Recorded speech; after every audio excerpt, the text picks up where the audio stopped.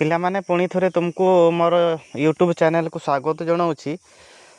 ଆମେ ଆଲୋଚନା କରୁଛୁ ଗପ ଏ ଟାଇଗର ଇନ୍ ଦି ହାଉସ୍। ଆଜିର ଏହି ଭିଡ଼ିଓରେ ଆମେ ଆଲୋଚନା କରିବା ତାର ତୃତୀୟ ଭାଗ ପାର୍ଟ 3 ଶେଷ ଭାଗ, ସେଇଟା ଆଲୋଚନା କରିବା। ତ ଦେଖିବା କ'ଣ ଅଛି ଭାଗ 3ରେ।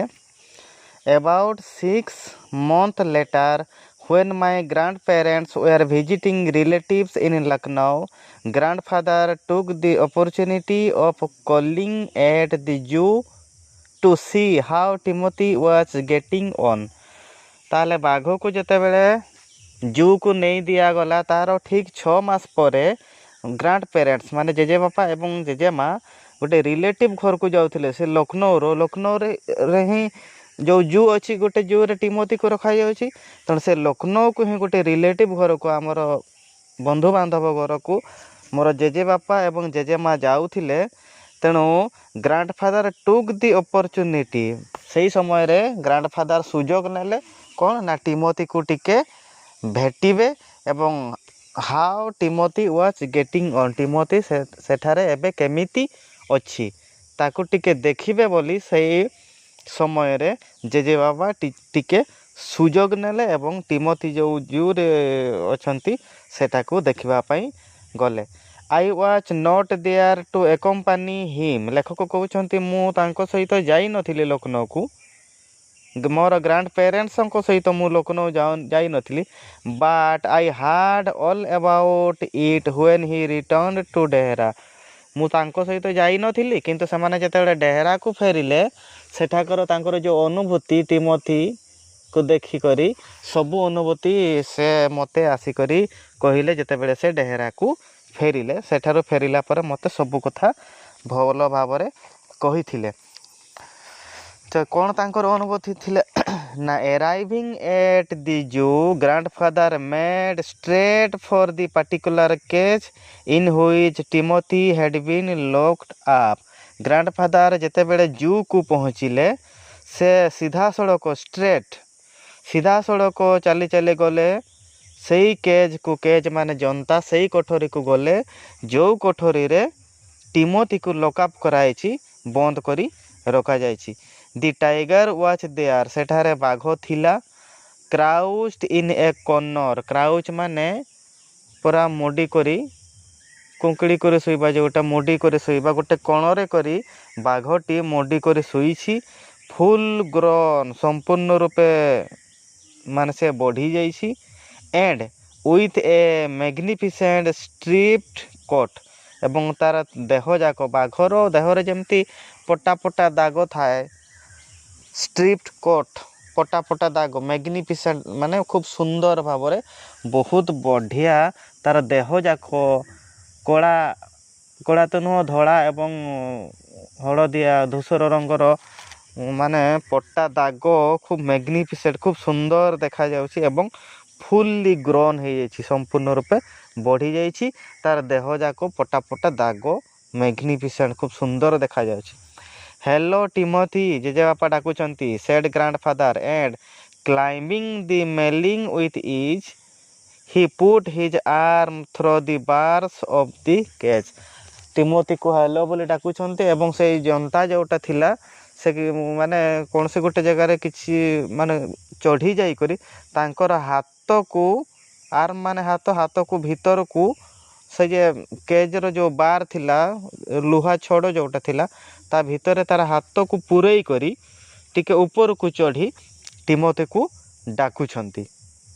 କ୍ଲାଇମ୍ବିଂ ଦି ମେଲିଂ with ease he put his arm through the bars of the Kej, ସେ ଲୁହା ଭିତରେ କରି ହାତ ଭର୍ତ୍ତି କରି ଟିକେ ଉପରକୁ ଚଢ଼ି ସେ ବାଘକୁ ଡାକୁଛନ୍ତି। କିଏ? Grandfather. Hello Timothy. The tiger approached the bar, ବାଘଟି ବାର୍ ପାଖକୁ ଆସିଲା, ସେ ଲୁହା ପାଖକୁ ଆସିଲା। And allowed grandfather to put both hands around his head, ଏବଂ ଗ୍ରାଣ୍ଡଫାଦରଙ୍କୁ ତାଙ୍କର ଦୁଇଟି ଯାକ ହାତ ତାଙ୍କର ମୁଣ୍ଡରେ ରଖିବା ପାଇଁ ବାଘଟି ଅନୁମତି ଦେଲା। ତାମାନେ ବାଘ ଯେତେବେଳେ ପାଖକୁ ଆସିଲା, ଗ୍ରାଣ୍ଡଫାଦର କ'ଣ କଲେ, ତାଙ୍କର ଦୁଇଟି ଯାକ ହାତ ବାଘର ମୁଣ୍ଡ ଉପରେ ଦେଲେ। ଗ୍ରାଣ୍ଡଫାଦର ଷ୍ଟ୍ରୋକ୍ଡ ଦି ଟାଇଗର୍ସ ଫୋରହେଡ୍। ଗ୍ରାଣ୍ଡଫାଦର ବାଘର ଫୋରହେଡ୍ ମାନେ କପାଳକୁ ଷ୍ଟ୍ରୋକ୍ ମାନେ ଧୀରେ ଧୀରେ ଥାପୁଡ଼ା ମାରୁଛନ୍ତି, ଚାପୁଡ଼ା ମାରୁଛନ୍ତି। ଏଣ୍ଡ ଟିକ୍ଡ ହିଜ୍ ଇୟର୍, ତାର କାନକୁ ଟିକେ ଚିମୁଟି ଦେଉଛନ୍ତି, କାନ ଧରିକରି ଟିକେ ଟାଣି ପକାଉଛନ୍ତି। ଏଣ୍ଡ ହ୍ୱେନ୍ ଏଭର୍ ହି ଗ୍ରାଉଲ୍ଡ, ଯେତେବେଳେ ସେ ଗ୍ରାଉଲ୍ ମାନେ କ'ଣ, ଧୀରେ ଧୀରେ ଗର୍ଜନ କରିବା, ଚାପା ଗର୍ଜନ କରିବା, ଜୋର ନୁହଁ ହାଲକା ଗର୍ଜନ କରିବା, ସେଟାକୁ କୁହାଯାଉଛି ଗ୍ରାଉଲ୍। ଯେତେବେଳେ ବାଘଟି ଗ୍ରାଉଲ୍ କରୁଥିଲା, ସ୍ମାକ୍ଡ ହିମ୍ ଏକ୍ରସ୍ ହିଜ୍ ମାଉଥ୍, ତାର ପାଟିରେ କରି ତାକୁ ଧୀରେ ଧୀରେ ଧୀରେ ଧୀରେ କରି ଚାପୁଡ଼ା ମାରୁଥିଲେ, ଧୀରେ ଧୀରେ ମାଡ଼ ମାରୁଥିଲେ, ମାନେ ତାକୁ ଚୁପ୍ ହେବା ପାଇଁ ସେ କହୁଛନ୍ତି। ସ୍ମାକ୍ ଧୀରେ ଧୀରେ ଚାପୁଡ଼ା ମାରିବା ତାର ପାଟିରେ କରି, ଯେତେବେଳେ ସେ ଗ୍ରାଉଲ୍ କରୁଥିଲା, ହାଲକା ଗର୍ଜନ କରୁଥିଲା।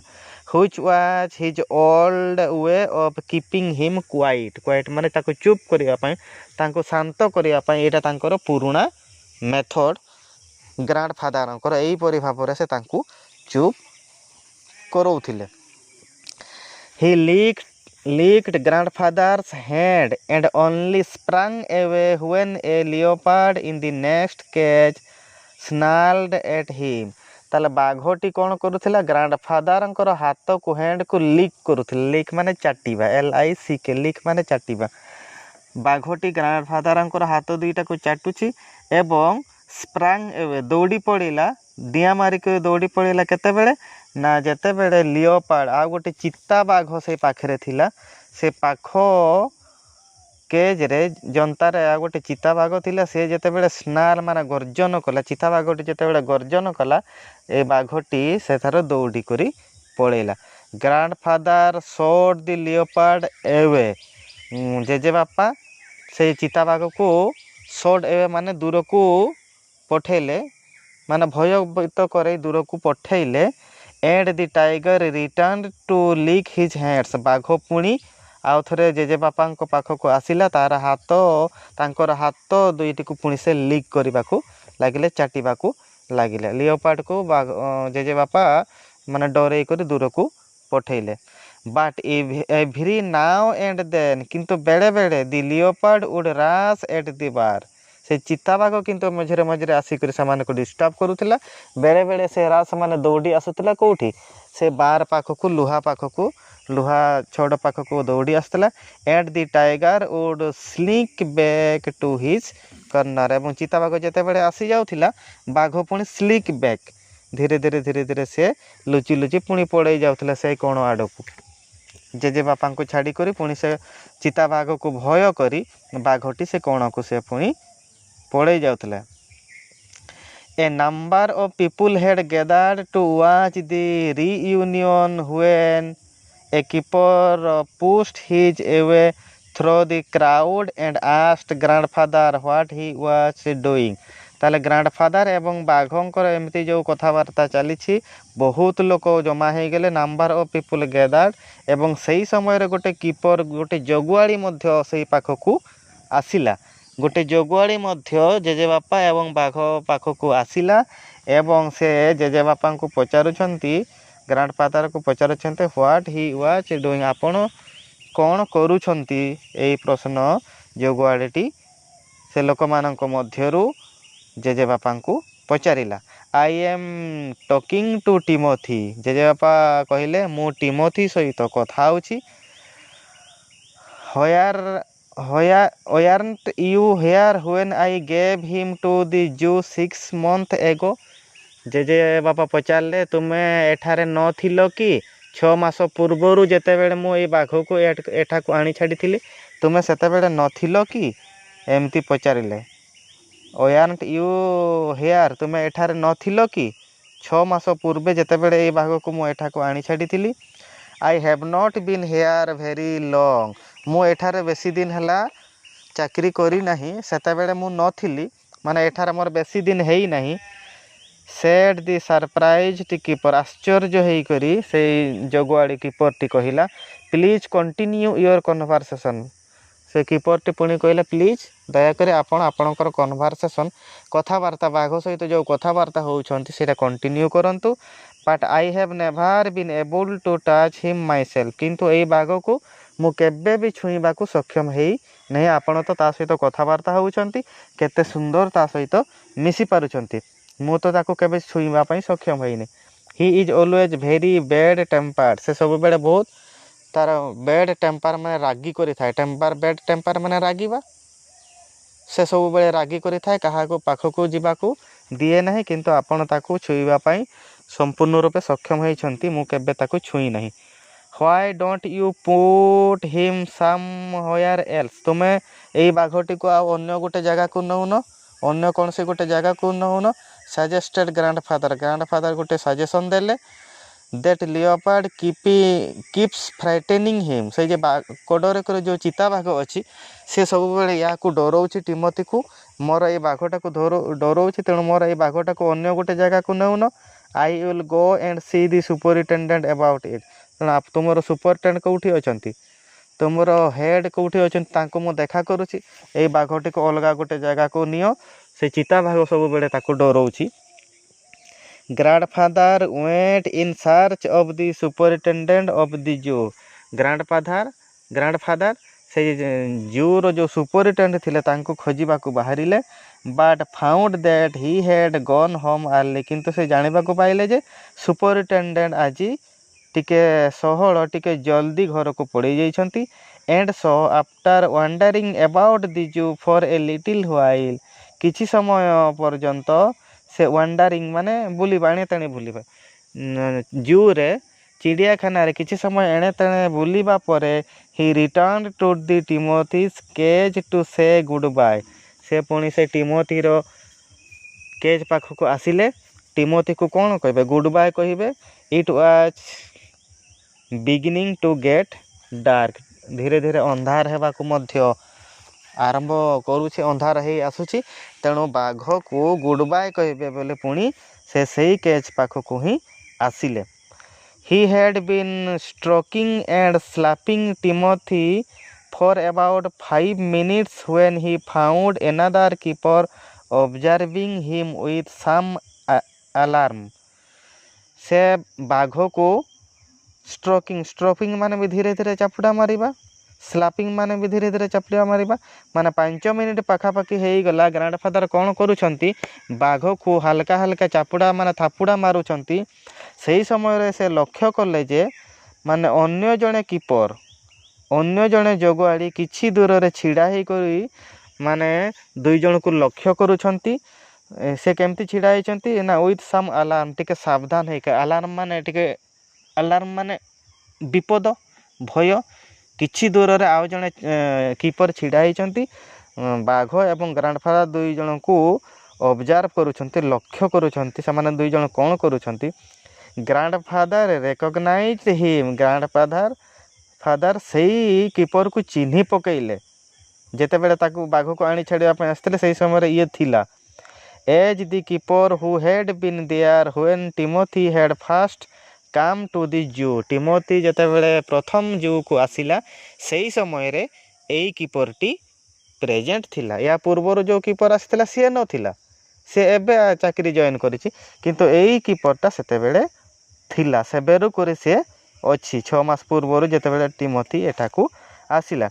You remember me said grandfather କହିଲେ, ତୁମେ ମୋତେ ଚିହ୍ନି ପାରୁଛ ନା? Why don't you transfer Timothy to another cage. ତୁମେ ଟିମୋଥିକୁ ଆଉ ଗୋଟେ ଜନ୍ତାକୁ ନେଉନ, ଆଉ ଗୋଟେ କୋଠରୀକୁ ନେଉନ। ଏବେ ଫ୍ରମ୍ ଦିସ୍ ଷ୍ଟୁପିଡ୍ ଲିଓପାର୍ଡ଼। ଏଇ ଯେ ବଦମାସ, ଷ୍ଟୁପିଡ୍ ମାନେ ବଦମାସ, ବୋକା। ଏଇ ଯେ ବଦମାସ ଚିତାବାଘ ଯେଉଁ ଅଛି, ସିଏ ଟିମୋଥିକୁ ବହୁତ ଡରଉଛି। ତେଣୁ ଟିମୋଥିକୁ ଆଉ ଗୋଟେ କୋଠରୀକୁ ନିଅ, ଆଉ ଗୋଟେ କେଜ୍କୁ ନିଅ। But sir, stammered the keeper, it is not your tiger. Stammered ମାନେ କ'ଣ? ଖନେଇ କରି କହିବା, ଡରି କରି କହିବା। କିନ୍ତୁ ମହାଶୟ, ସାର୍, ଇଏ ଆପଣଙ୍କର ବାଘ ନୁହଁ। ଏମିତି କହିଲା କିଏ? ସେଇ ଯେ କିପରଟା, ଆଉ ଜଣେ ସେକେଣ୍ଡ କିପର ଯେଉଁଟା ଆସିଲା। ସାର୍, କିନ୍ତୁ ଇଏ ଆପଣଙ୍କର ବାଘ ନୁହଁ। ଟିକେ ଖନେଇ ଡରି ଧୀରେ ଧୀରେ କହୁଛି। I know said grandfather testily. ମଜାରେ କରି ଥଟ୍ଟା ଭଳିଆ, ମାନେ ଜାଣି କ'ଣ ଗ୍ରାଣ୍ଡଫାଦର କହିଲା ହଁ ମୁଁ ଜାଣିଛି ମୁଁ ଜାଣେ ହଁ ମୁଁ ଜାଣେ ଇଏ ମୋର ବାଘ ନୁହଁ, ଇଏ ମୋର ନୁହଁ। I realise he is not longer mine. ମୁଁ ବୁଝିପାରୁଛି ସେ ଏବେ ଆଉ ମୋର ହେଇକରି ରହିନାହିଁ, ଏବେ ଆପଣମାନଙ୍କର ହେଇଯାଇଛି। But you might at least take a suggestion or two from me. ହଁ ତୁମେ କହୁଛ ଯେ ଏଇଟା ମୋର ବାଘ ନୁହଁ, ମୁଁ ଜାଣିପାରୁଛି ଏବେ ଆଉ ସେ ମୋର ହେଇକରି ନାହିଁ। ଏବେ ମୁଁ ତୁମମାନଙ୍କୁ ଯେହେତୁ ହସ୍ତାନ୍ତର କରିଦେଇଛି, ଏବେ ତୁମର ବାଘ ହେଇଯାଇଛି। କିନ୍ତୁ ତୁମେ ଯେହେତୁ ମୁଁ ତୁମକୁ ଦେଇଛି, ମୋର ଠାରୁ ଗୋଟେ ଦୁଇଟା ସାଜେସନ୍ ତୁମେ ମତାମତ ନେବା କଥା ନା, କାହାକୁ କେଉଁଠି ରଖିବ, କେମିତି କ'ଣ କରିବ। ତେଣୁ ଟିମୋଥି ବାବଦରେ ମୋ ଠାରୁ ତୁମେ ମତାମତ ନେବା କଥା। ଯେ ସେ ମୋର ହେଇନଥିବ ଏବେ, କିନ୍ତୁ ମୋ ଠାରୁ ତୁମେ ମତାମତ ନେବା କଥା, ମୁଁ ତାକୁ ଭଲ ଭାବରେ ଜାଣିଛି।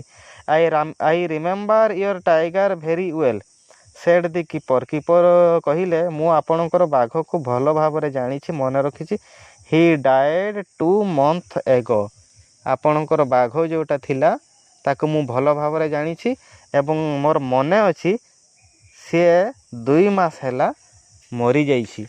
କିପର କହିଲା। ଡାଏଡ୍ ଏକ୍ସକ୍ଲେମ୍ଡ ଗ୍ରାଣ୍ଡଫାଦର ଆଶ୍ଚର୍ଯ୍ୟ ହେଇଗଲେ, କ'ଣ ମରିଗଲା? ମୋର ବାଘଟି ଟିମୋଥି 2 ମାସ ହେଇଗଲା ମରିଗଲା?